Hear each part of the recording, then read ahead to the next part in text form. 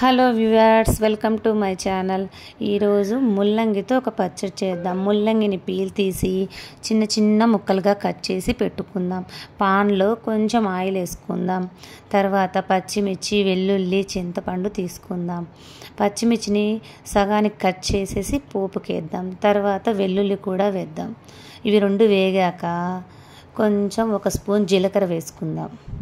జీలకర్ర వేగిన తర్వాత అందులో ముల్లంగి ముక్కలన్నీ వేసేసుకుందాం. కొంచెం పసుపు యాడ్ చేసుకుందాం.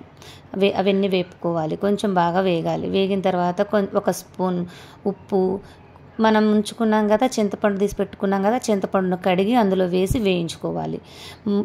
ముల్లంగి ముక్కలు బాగా వేగాలి.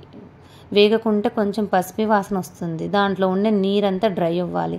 తర్వాత తీసి పక్కన పెట్టుకోవాలి. చల్లారిన తర్వాత మిక్సీ వేసుకోవాలి. చూడండి, అలా కచ్చా పచ్చాగా దంచుకోవాలి.